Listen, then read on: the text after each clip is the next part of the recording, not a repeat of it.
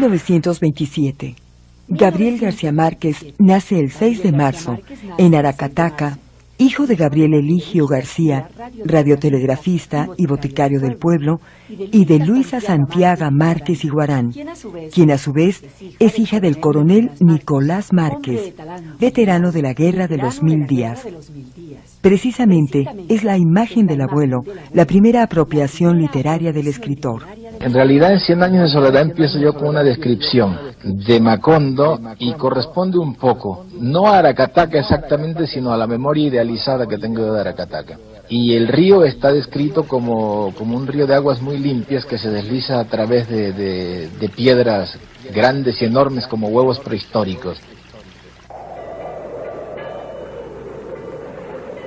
Los padres de García Márquez lo envían a estudiar al interior del país, a donde se había ganado una beca. Era un internado de pobres. Años después, diría que aquel colegio era un castigo y aquel pueblo helado una injusticia. Hoy se dice que no hubiera sido el escritor que es sin Zipaquirá y sin Bogotá. Marcará la personalidad de nuestro premio Nobel que forjó entonces esa manera de ser descomplicada.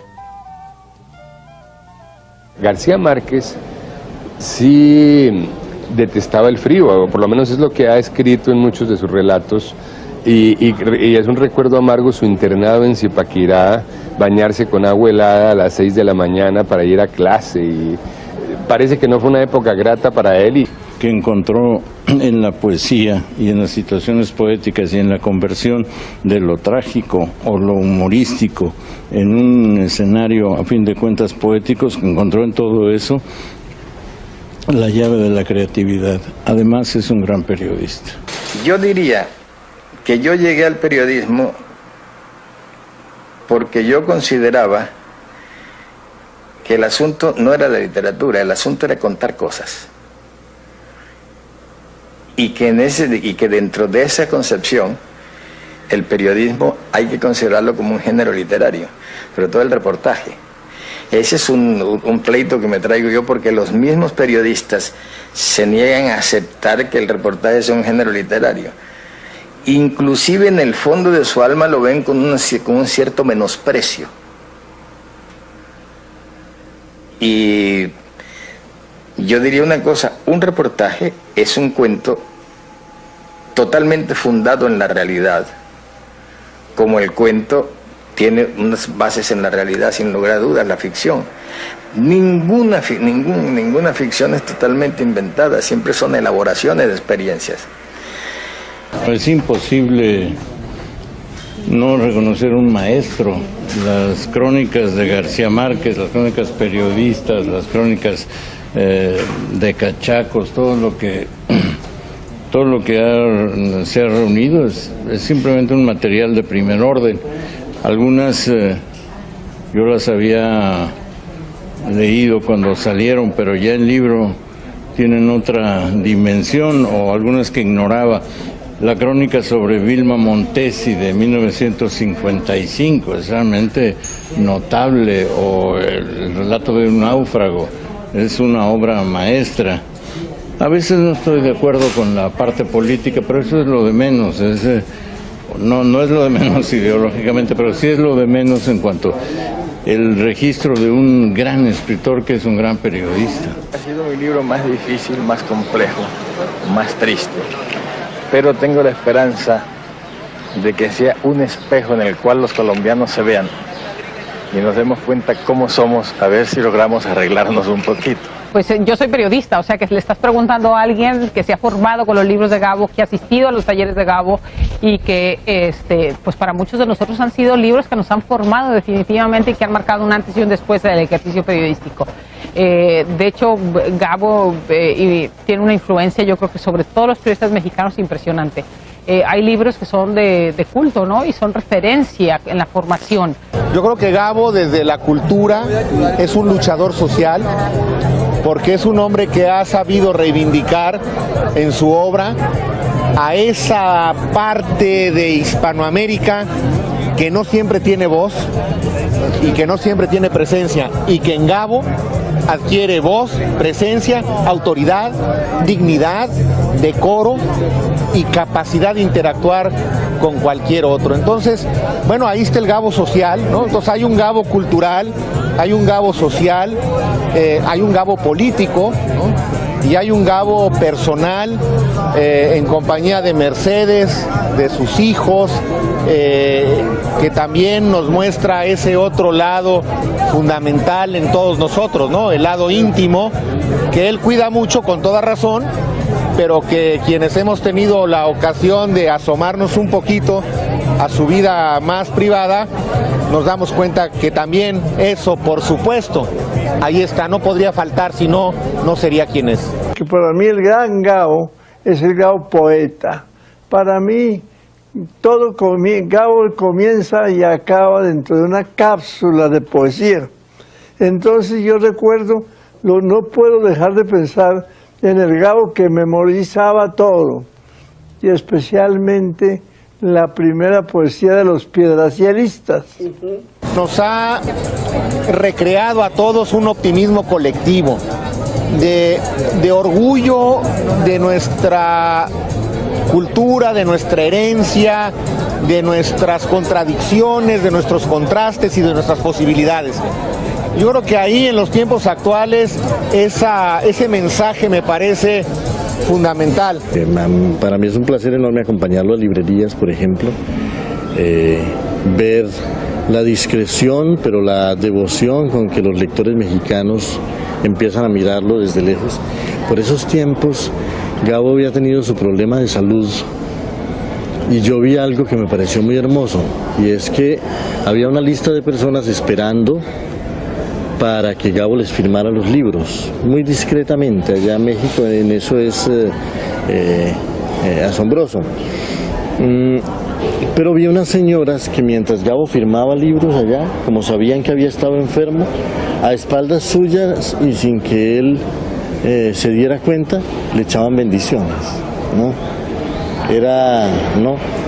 Un gesto como de protección tan hermoso, y además era muy hermoso que no lo hicieran cuando él las veía, ¿no? Y bueno, él ha estado acompañado toda la vida de ese clima de afecto, que también es, por supuesto, un blindaje contra la adversidad.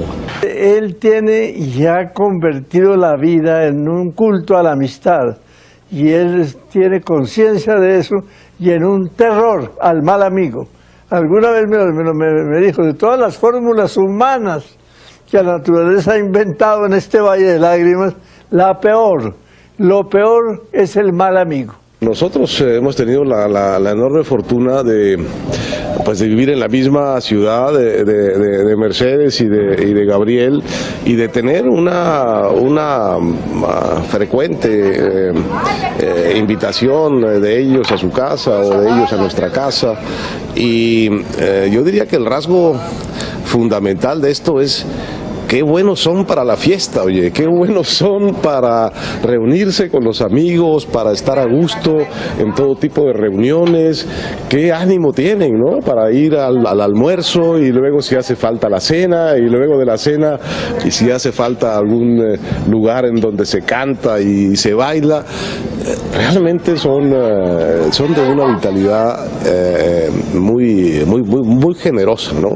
Y yo creo que eso es también una de las cosas que los mantiene vivos y alertas, ¿no? Una disponibilidad muy notable a frecuentar, a ver gente, no a mucha gente, pero al círculo que tienen cerca, empezando desde luego por Álvaro Mutis y Carmen Mutis, que son sus amigos. Yo diría que el mensaje más concreto es la risa recíproca de que los une, porque se quieren tanto que muchas veces se abrazan y no dicen nada, se ríen solamente, como celebrando la fiesta de la amistad. Es una cosa muy linda, yo creo, no tiene definiciones tan precisas. El grupo que tiene de amigos que tienen Mercedes y el Gabo en México son muy fieles y muy asiduos, ¿no? Y ellos son muy fiesteros, y eso a mí me gusta mucho, y están siempre llenos de buenas historias, llenos de buenos dichos. jefe. Ya, aquí,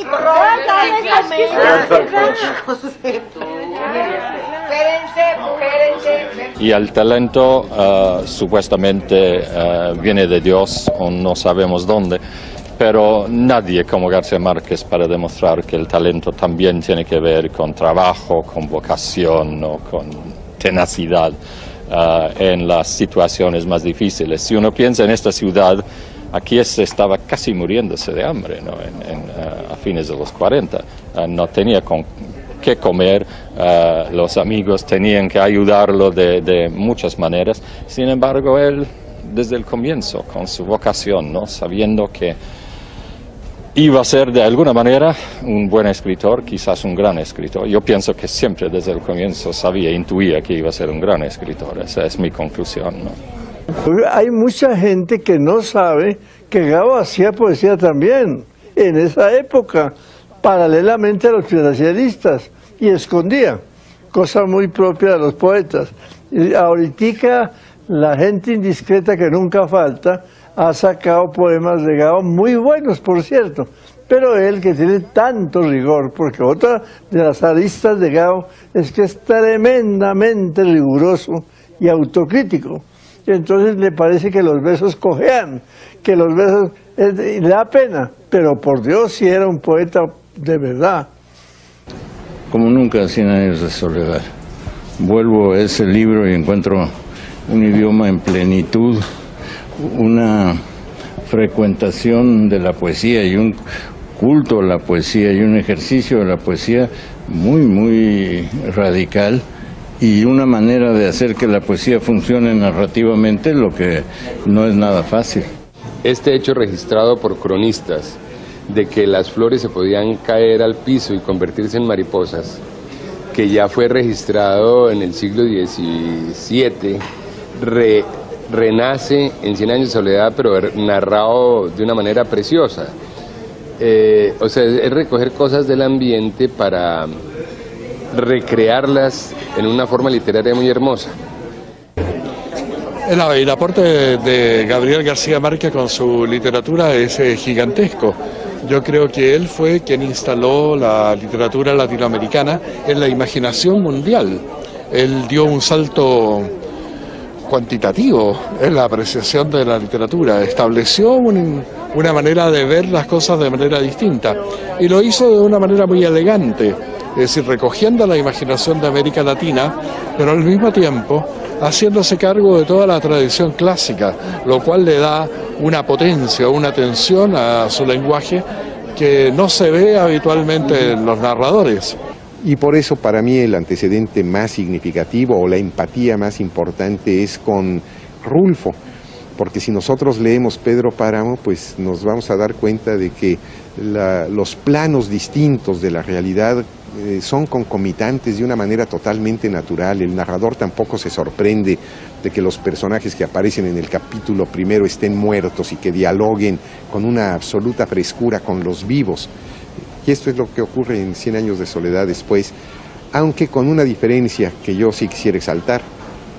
Lo que hace García Márquez fundamentalmente es, y eso de veras creo que es muy importante, es articular una épica que no había existido en nuestra tradición novelística. Bueno, yo pienso que cada voz narrativa está influenciada totalmente por todas las vivencias, por las frustraciones, los sueños, y en el universo imaginario de Gabo está la presencia de la mujer como algo vital, ¿no? En sus primeros años de vida. Por lo tanto, esa visión femenina en cada uno de sus personajes está muy marcado. Él dice que no hay una fuerza de la naturaleza más desatada que una mujer enamorada. Él habría sido un genio sin Mercedes, habría escrito grandes libros sin Mercedes, pero no habría podido construir esta increíble carrera que él se ha organizado con todas las cosas que él ha podido hacer. Gabriel de América, para que el mundo sepa que es nuestra América la que nos duele así, Gabriel García, para que llegue el día que tantos pueblos esperan desde aquí. Gabriel García Márquez, del bosque eres madera, una América entera tiene voz en tu voz, la tierra donde nace la savia como un río, tiene sangre de siglos y terrones de sol. Gabriel García Márquez, una América nueva, con indio y africano, portugués y español. Es esa que nos cuentas, es esa que te sangra, la que corre en tus venas y tu verbo nombró.